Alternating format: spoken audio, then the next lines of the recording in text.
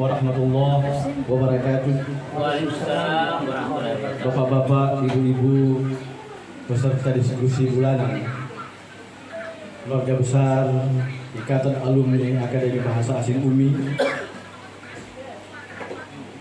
Insyaallah mudah-mudahan Allah Subhanahu wa taala memberkati kita dalam setiap kajian-kajian agama seperti yang kita lakukan pada siang jelang sore hari ini. Bapak-bapak dan ibu sekalian, kita sering mendengar kata riba di dalam bertransaksi. Apakah itu transaksi perbankan ataupun transaksi bisnis lainnya?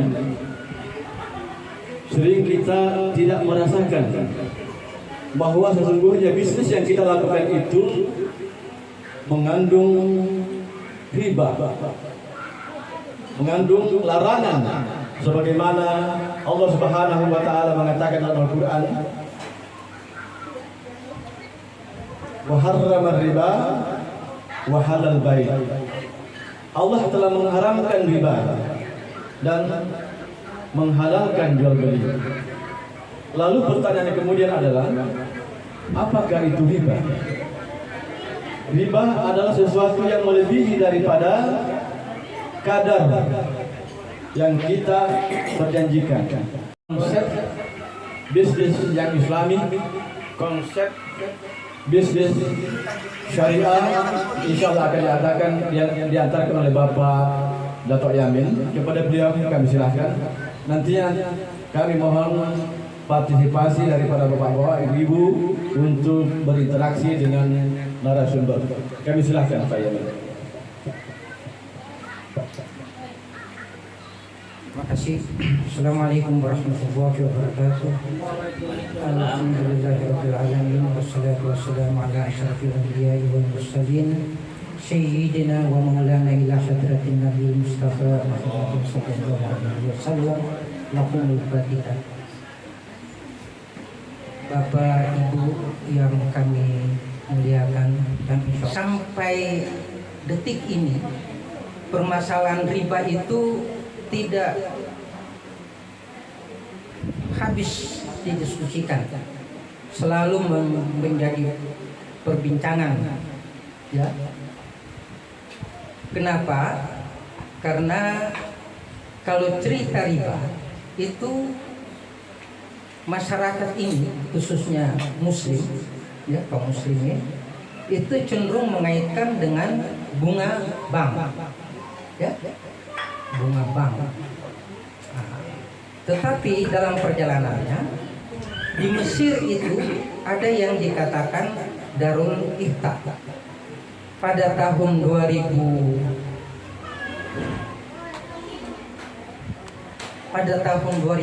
yang mudah-mudahan saya tidak salah, itu di Mesir itu Darul Ifta itu masih mengharamkan yang namanya riba, ya, sampai batas 2002. Setelah itu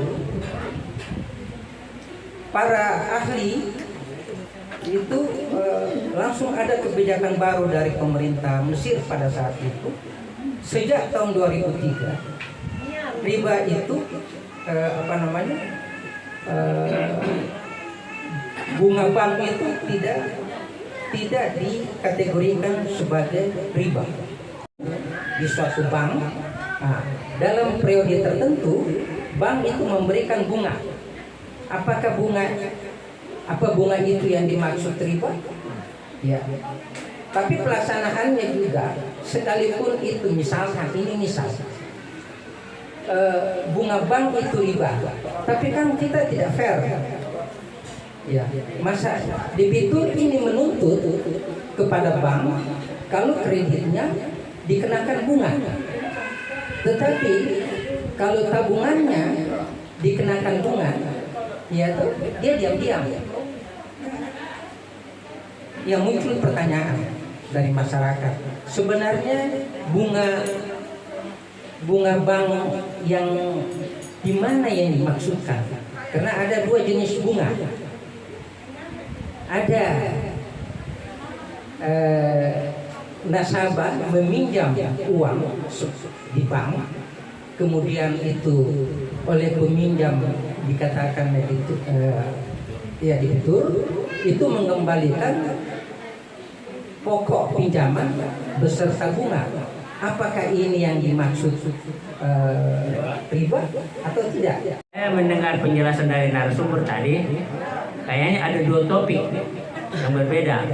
Pertama, masalah riba perbankan. Yang kedua, ada bisnis syariah. Ini yang saya pertanyakan, kita bahas hari ini apa khusus riba bank perbankan ataukah bisnis syariah atau dua-duanya? Tolong dijawab dua-duanya. Oke, terima kasih. Saya bertanya pertama mengenai riba. Saya tidak menyinggung bunga bank, tapi saya sering berbisnis privat di luar, jual beli katakanlah. Saya menjual sesuatu ditawar oleh pembeli, calon pembeli. Tapi saya membeli sesuatu itu misalnya nilainya Rp1.000. Saya akan menjual Rp2.000, tapi itu atas kesepakatan antara penjual dan pembeli. Dengan senang hati transaksi terjadi. Apakah itu saya berdosa termasuk riba? Nanti sebentar tolong dijelaskan.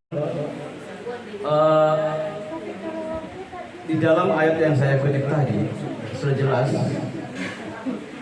wa halal bai' wa harrama riba. Allah telah menghalalkan jual beli dan mengharamkan riba.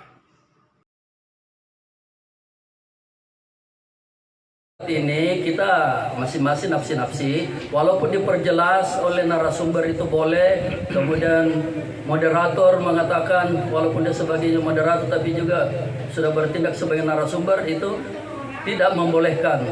Jadi kalau saya masih tetap ingin mendengar lagi penjelasan ulang dari narasumber, itu pertemuan-pertemuan di Mesir itu diikuti oleh para ahli ulama, ahli agama, atau hanya para pembesar-pembesar ekonom. Terima kasih. Assalamualaikum warahmatullahi wabarakatuh. Pemikiran umat Islam itu 400 tahun setelah wafatnya Rasul terus bergerak dinamis. Jadi beliau, kalau saya tidak salah, beliau mengambil satu analogi seperti Imam Syafi'i.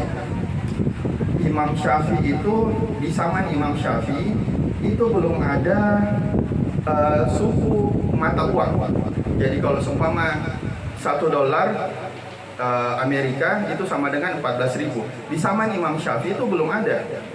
Jadi bisa dikatakan bahwa terminologi riba di zaman Imam Syafi'i bukan tidak ketinggalan zaman, tapi konteksnya sudah berbeda dengan konteks hari ini. Di zaman Imam Syafi'i itu ada dinar dan dirham. 1 dinar di zaman Imam Syafi'i itu bisa beli 1 ekor kambing. 1 dinar di zaman sekarang bisa juga membeli 1 ekor kambing. Artinya tidak ada suku bunga, sedangkan sekarang ada suku bunga. 1 real sama dengan 4.200. Jadi Profesor Halide meminjam kalimat dari Profesor Quraisy Shihab. Beliau mengatakan, orang yang menggunakan bank syariah itu mendekati kebenaran. Tetapi orang yang menggunakan bank konvensional belum tentu salah.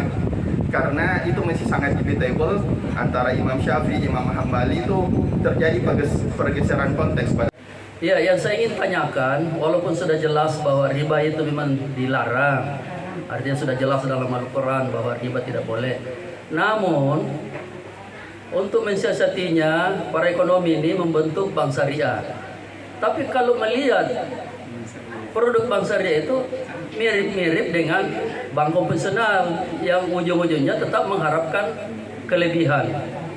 Oleh karena itu, saya ingin diperjelas lagi. Walaupun dikatakan riba itu betul-betul dilarang, tapi jenis riba, apakah jenis bank itu memang sudah termasuk riba, sudah artinya sudah fix? Karena ini sepertinya masih debatable sampai sekarang. Walaupun tadi disampaikan bahwa di Mesir itu sudah pernah para ulama di sana membolehkan. Menganggap bahwa semua pertanyaan itu banyak. Ya. Saya mencoba untuk menjelaskan penanya pertama dari Pak Yusuf. Saya juga yang berkecimpung 35 tahun di perbankan. Ya, di samping saya tugas sebagai pengawasan kredit, saya sisihkan juga pikiran saya yang cukup lama untuk mendeteksi ini, apa ini konvensional, apa ini syariah, ya. Jadi saya bahasa orang Bang ya. Kalau kita cerita konvensional, ya, terpikir dimensi pikiran kita bahwa itu adalah produk apa lagi? Bukan. Produk orang ini yang non muslim lah. Ya kata ya, produk Yahudi. Yang kalau cerita kita konvensional ya. Kapan kita cerita berbau Islam pada saat kita meminjam istilah syariah. Tadi penanya mengatakan bahwa kenyataannya yang kita alami sekarang sama ya. Ya. Menurut saya setelah saya teliti bahwa memang penerapan syariah, bank syariah, perbankan syariah di Indonesia itu hanya namanya saja yang berbeda, tapi prakteknya sama, menyiksa juga debitur pada saat dia mengembalikan kredit. Setelah saya teliti, ternyata lebih besar jumlah yang dikembalikan oleh debitur di bank syariah daripada di bank konvensional. Jadi istilah saja. Gini ceritanya, saya punya ember. Terus tetangga saya datang. Ember mau Udin, kau minum ember tak? Karena ini ember ibu pakai ambil air pak. Kalau saya bilang oke, tapi kalau kasih pulang isi air lah, ini bagaimana? Oh iya. Riba juga itu. Tambah riba dong. Tidak ikhlas karena mengharapkan sesuatu yang lebih daripada mitra kerja. Bikin pak. Ini orang tua siswa bawa oleh-oleh. Itu katanya riba. Apa kebetulan itu? Kecuali ikhlas. Hadiah itu hadiah. Maka itu pemberian itu harus ditolak. Hadiah harus ditolak. Karena seseorang memberikan sesuatu karena ada pemberinya. Yang ini memberi tambah pamrih. Sama dengan suap. Oh. Pemberi suap dan yang menerima suap Dapat fitnah. ganjarannya. Dua-duanya fitnah. Bahwa apapun itu yang namanya riba haram.